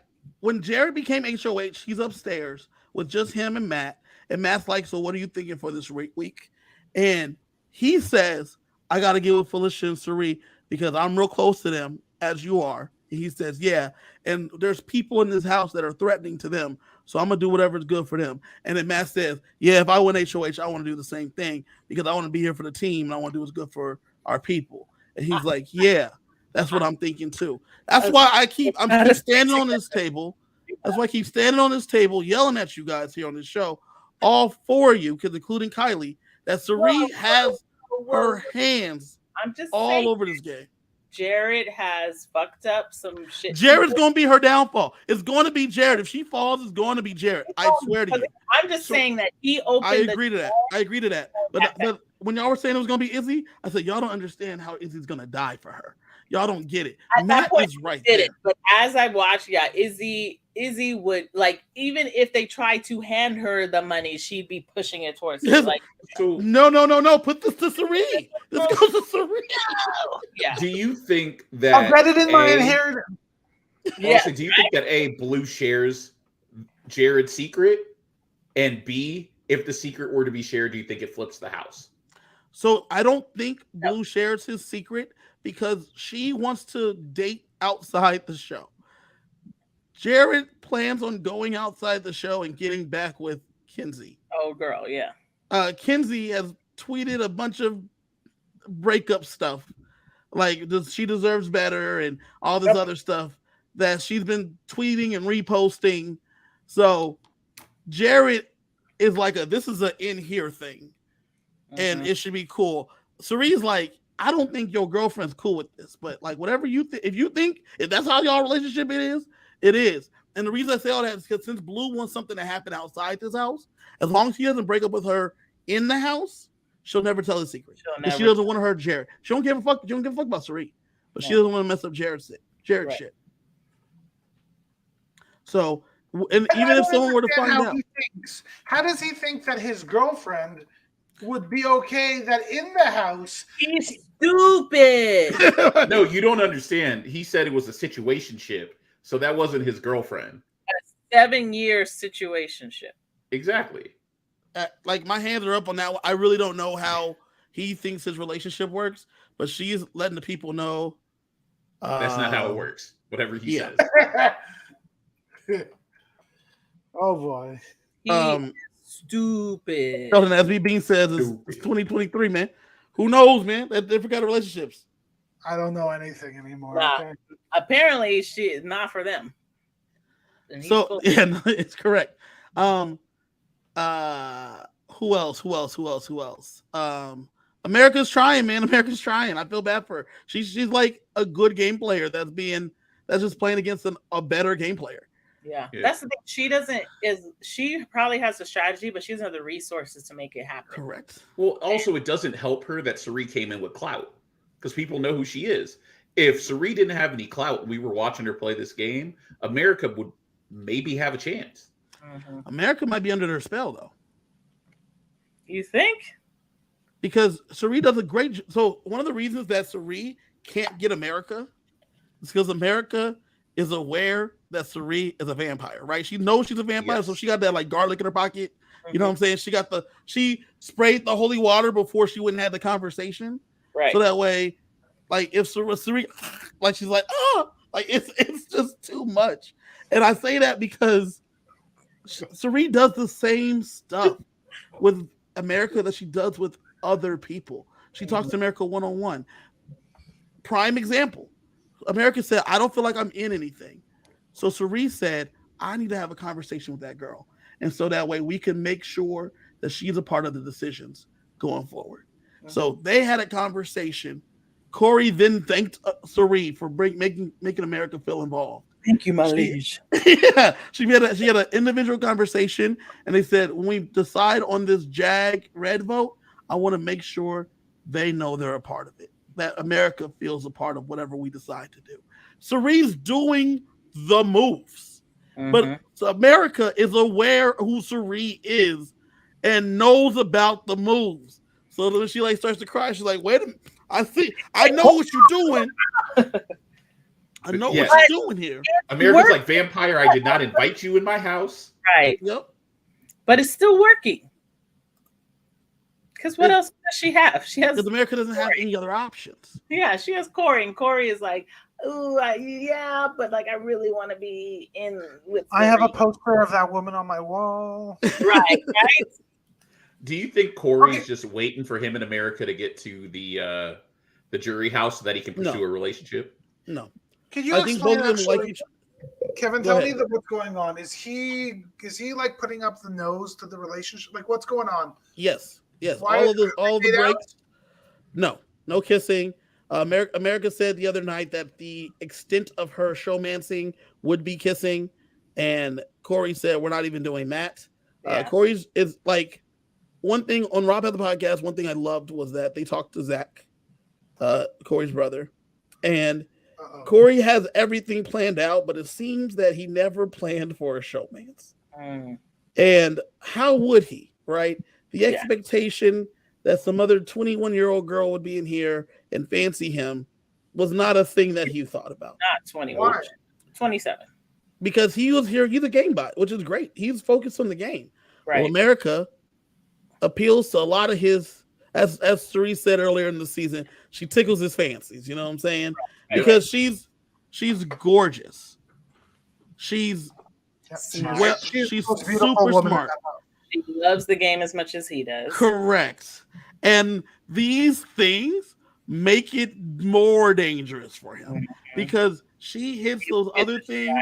Plus, she's like intellectually there, and he makes jokes with her, and they laugh, and they nerd out about the game that they love, and and she dates younger normally, which is another problem because he would have never thought this 27-year-old woman would be like sitting here hitting on him, like, into him, and like wanting to kiss him. And right. I wouldn't have thought it either. I would never have picked that. BB says here, BB bingo card. No way Corey could stop at kissing. The amount of times, and shouts to my guy, the amount of times they're cuddling, and then she's like, you need a minute. Like when she gets up, she's like, you need a minute. He's like, yeah, because he's got to like adjust. Because they're in the hammock cuddling for hours. Yeah. And just laying there. And then like they're not doing it. She just has her head on his shoulder. She's hugging him and they're just talking, but they're laughing the whole time. They're like one of those like legitimate relationships that could be a thing down the road because She is 6 years older than him. Like that is not. They're in very different places. Age ain't nothing but a number, Sheldon. and They're in a vacuum right now, CJ. What CJ? But 21, age is definitely more listen, than the reason 21 and 27 is a lot. one of the reasons why I say that they could be something down the road is because they like laugh with each other a lot, and like it's about like the jokes, like on Saturday night, Cameron talked to Corey for hours about how he feels about America, how he doesn't really like her, but he just like wanted to protect her earlier, and like it's just a whole bunch of, and how he's looking out for, he sees what kind of woman she is, and she wants to make sure that Corey's okay because he sees Corey like a son to him. He said that to him. She's all right. Him. Corey better watch his ass. Don't drop his Corey laying there in a hammock though, and he said, Cameron seems like a father to me, but he's just like an absentee father that wants to fuck my girlfriend. and then Riley said, "Oh, your girlfriend, huh?" And then she's like, "Stop it! It's a phrase. It's a phrase." Like, I'm just saying. You said it's the playfulness that they have with each other, and Ed says it right here. She's smart and funny and hot, and she smells good because we said that before too. Like these are all the things with them that it's an interesting relationship that's developing between the two of them. So, but you don't think it could be our next Big Brother couple? I think they could be, but it's not going to be in the house because Corey said like Corey's doing his best to make sure that nothing's happened and she's not crossing too many barriers. And I say too many barriers because the other night they went and slept in the scary room because Miss Felicia got on them about being up too late and said, y'all are laughing and giggling and I'm trying to sleep, like bedtime. She like imposed a curfew. Everybody was in bed the other night by like 11. Like she got them all to bed because the lights don't go out unless enough people are in the room. So she's like, I need to go to sleep. So you need to have the lights out. So Corey... This is the beauty of Felicia, because any other season, she would have been voted out this house so fast after. So they were like, okay, Miss Felicia. And so they went to bed that night. So the next day, when Felicia was trying to impose a curfew, Corey said, I'm going to go sleep in the scary room where Jag and Cameron are. They get in the court. He goes in there in the middle of the night. America sneaks in there and she climbs in the bed, gurney looking beds with them. And they just cuddle, right? During Cameron's conversation, Cameron's like, well, you know, it's hard to sleep when they're shooting a porno over there. They were shooting a porno. So and then they're like, you're awake? And she's like, how could I not? I'm a light sleeper, Corey. I'm a light sleeper. And you guys over here just giggling and just doing whatever y'all doing in the corner. I'll just watch it. And I was like, bruh, like, that's gross. Fantastic. Oh my God, bro. And so, it's cute. It's sweet. It's pretty innocent. The internet's mad at America because they're like, no means no. Stop trying to be this weird old girl flirting with this young Corey. Like this other, like it's just, it's so dumb, right? Corey is literally America's sweetheart. Yeah. And yes, that was a pun. Oh, that was another joke that was made. Is that something about him being America's person? And then she's like, yeah. Oh, you mean like America, not me, because you are my person. Like, that was it. And so, America's favorite. yeah. And so, lastly, I think it's time for us to get to how Jag ended up on the block. So, Jag's been going around asking everybody about this vote. He won't stop asking about this vote. So, Sari and Matt Sari and her muscle pull Jag into a room and is like, bruh, stop asking about the vote. Like, what do you want to know? I already told you. America and Corey tried to flip this shit. Mm-hmm. And Jag's like, no, I hear you. And then Sari says, I thought this was like one of the boss's moves. She says, if you want, we can get everybody in a room and you can just ask everybody at the same time. You keep pulling people to the side. Ask Corey and America what happened. Pull us all in the room. And I was like, that's a boss move because she know that that's not what happened. But he says, no, it's fine. Because, because she calling his bluff. Mm-hmm. And then he says, but I just feel like the seven deadly sins, we haven't gotten together. She's like, well, let's have a meeting tonight then.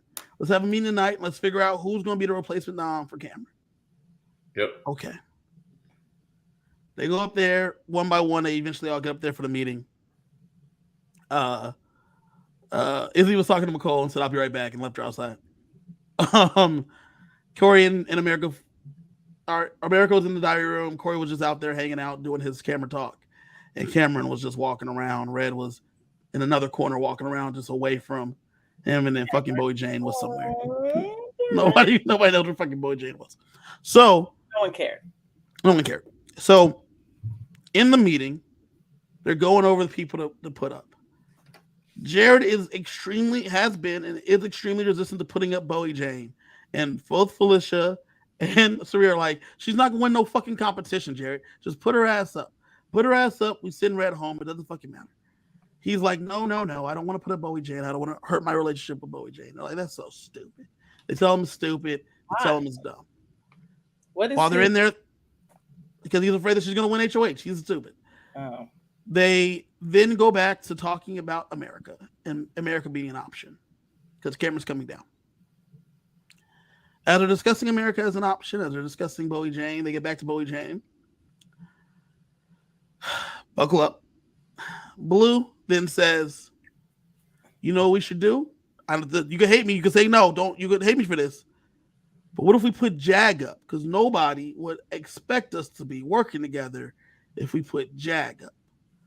Blue says we should put Jag up. Now, Jag's in the room because they're having the 7 Deadly Sins meeting. Right. Earlier in the day, when he was asking all the questions, he was asking all the questions. He was like, we should probably put Jag up and send his ass home anyway. Right? She had been talking about this, floating it around, no real traction. Blue suggests this in the meeting.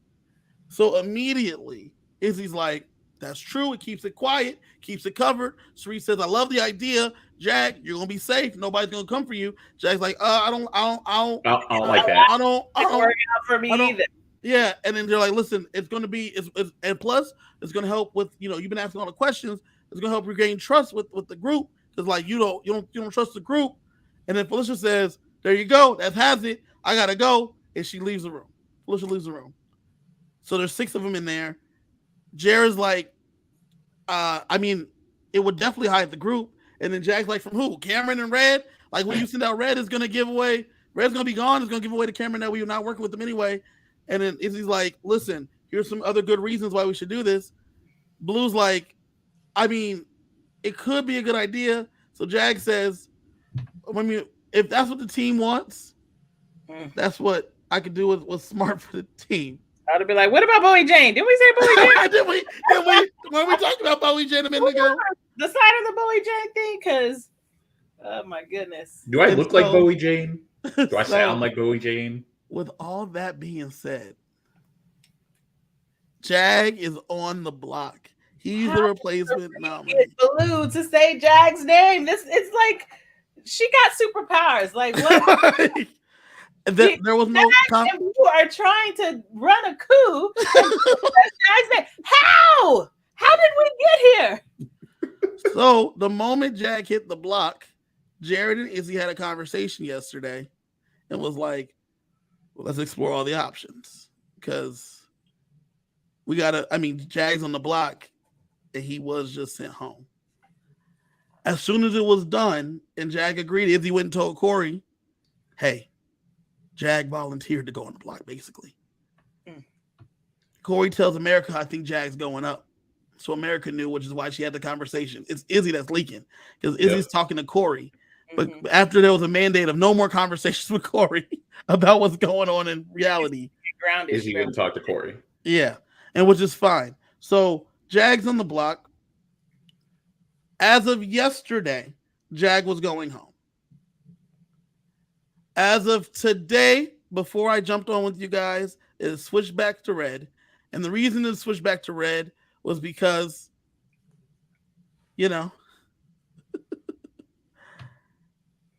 Red had a conversation with Jared and said, "Can you help mediate a conversation between me and Cameron?" Uh-oh. And when Jared said to Suri he wants to make up with Cameron, she said, "Then we can't have Red up in this house." Red's gotta go because the reason we were gonna keep him was because that'll be another soldier against Cameron.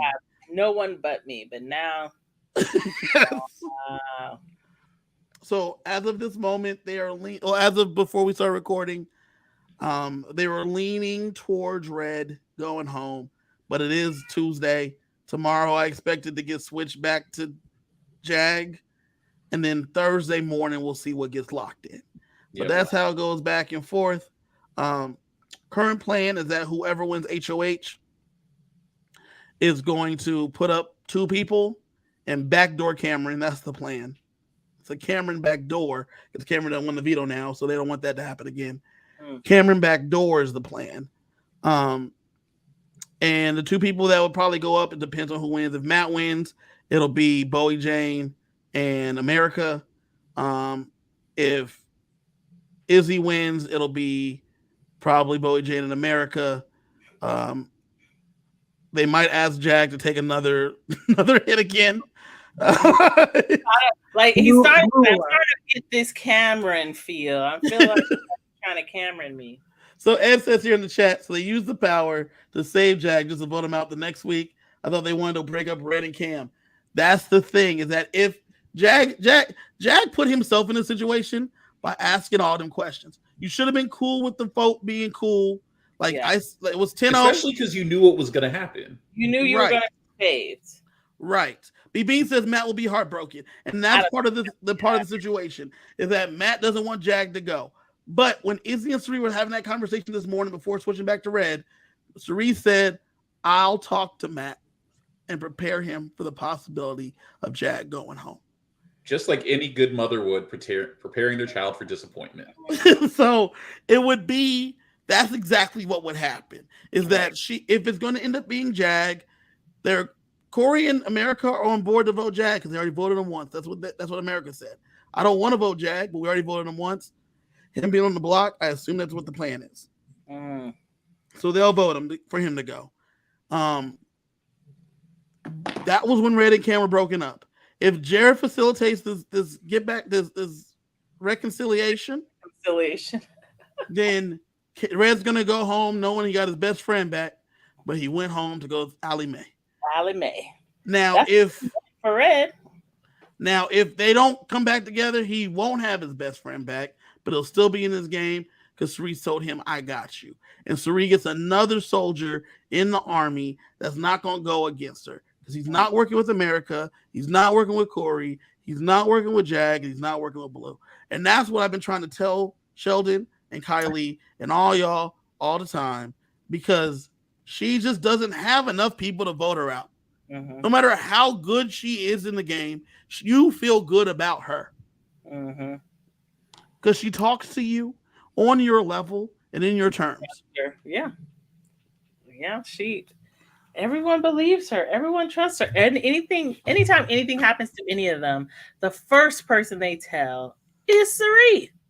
Yep. All of them. When Red that one time, he came to her, he's like, "I don't want to tell you because I trust you." And I'm like, what? When did that happen? Like, it's crazy. It's insane. It's insane. And it's genius and it's working. And I love watching this masterclass. How long will it work? Time will tell. When will it stop working, Sheldon? I don't know. There's gonna be a revolt. I still like the revolt will be from a Felicia, but she's not gonna have the soldiers. They're gonna get rid of everyone. That's Jag asking the questions shows that he's not down, which is why Jag's an option to go. Time will tell. Yeah. If Red gets back with if Red gets back with Cam, he's out. He's out. But if Red doesn't get back with Cam, you could turn Red against Cam, and then Cam is the one we're trying to take out here. Remember what he said about you, Red? Remember, I thought y'all friendship was tighter than that. You know what I'm saying? And then Jag goes, and then what's Blue gonna do once Jag's gone? She has nothing but Jared. Well, Corey. She's not close to Corey. No, but she's gonna get under the covers with him in America. They'll have some fun. Wow. I mean, Corey will be so overwhelmed by that. I'm being honest with you. I think she's getting her back blown out right now in the HOH room. So I don't think she's worried about. I'm just being real with you. Can't do this. I mean, that's what's so like damn about it, because you're right. Like with his mother in the same house downstairs. Shit. They're in the private room. On camera. Man. No, they haven't been on camera. Which is why I think but the producers are watching. I think they've been doing it with the covers off. If you do it with the covers off, they can't show shit. If you do it with the covers on, then they can show it. Yeah, which is why I think where they would show this. You saw Ollie and April quite a bit, but not as much. That's why I think they've been having sex with the cover, because at nighttime they're showing everybody sleeping. They're not showing the HOH room. So I think that what you're telling me is before they went to the house, Cerie said, "Look, I know you're a horny man. If you have sex, keep the covers off." Why? No, I don't think that's what was said. I think when he had a conversation with Monty and or Taylor, they said, if you have sex, keep the covers off. Because then they can't show nothing. They can't show nothing. He told his mama he's not doing nothing that he's not supposed to be doing. But how about the fact that there's probably a dozen people watching? He don't care about that, man. They can't leak the footage. Nope. They will see. But the fact that legitimately, Kevin, you'd be okay with 12 people watching you stoop? No, man, because I'm not Jared. I'm also not snooking in the HOH room, man. But Jared, we already saw that Jared is a different kind of person. You know what I'm saying? He is in. Okay. So that is to catch y'all up with everything going on in the house. Jag or Red is going home this week. I can only say it like that because I'm not sure who at the moment. At the moment, it looks like Red, but it may switch back to Jag. PP said they're up there reading the Bible. You all have dirty minds. Listen, I saw Miss Felicia reading Philippians earlier this week. Bible too, just so you know. Well, listen, I saw Miss Felicia reading Philippians earlier this week, so that means they'll show you if you're reading the Bible. That was like yesterday. She was reading Philippians. It's a lot going on in the house. Cerie's in charge here. I'm listening to y'all, but I don't agree. I don't think it's gonna. The spell's gonna break because she just brings in more and more each week. I'm talking about more and more people she's got following her. And if she never has to be HOH, she never has to be the one to send in to break the spell. And when she has to send somebody, she has to vote somebody. They're aware of that, you know? Yeah. Any final thoughts, guys? I am interested to see how long Cerie will keep this going. I think Jared is an idiot and he fucks some stuff up, but I feel like she has enough to patch it, like hold it. Yeah. By the end of this season, Cerie's going to be like Spider-Man holding the boat together because of all of Jared's fuck ups. Mm-hmm. I you know what I want to see, and this may not happen, but she's been replacing all her children so much. I would love for her to vote Jared out and be like, okay, it's time. I'm tired of him. I'm tired of all this extra work I got to do. It's time. I kind of wish there would be an older man in the house because then she could replace her boyfriend, husband, whomever she has. She never really replaces HB. Honey Bunny, she loves Honey Bunny. She's not replacing her husband. Okay. At all. Okay. Jared replaced his girlfriend. I don't know. Like mother. It's definitely different. I mean, she replaced different. her first husband with HB. Like HB, her husband right now, the one that she brought on Survivor. She replaced him with a pencil? No, that's her second husband. Her second husband. Okay. Her first husband is Jared's father. It was a great HB pencil joke, and you completely just overlooked. I don't know what HB No, pencil I got is. It just wasn't funny. Okay, sorry, Chantae. I love you, Sheldon. But I get it, but Thank y'all for joining us. It's gonna be continued. Oh, also, lastly, Cerise said this game is so much harder than Survivor because you gotta like keep stick. She said that yesterday. This game is so much harder than Survivor, and I sleep outside in Survivor, and this game is so much harder than that. Which I was like, props. Mhm. Thank y'all for joining us. You can find us on the socials. Me at KG Fury, Chantae at the Villains Chantae, CJ at Keyboard Sarcasm. We will be back hopefully at the end of this week, and we'll definitely be back next Monday for sure. Talking about the everything that happened in the Big Brother house. So coming to you from outside of the Big Brother house. Good night. Good night. Bye.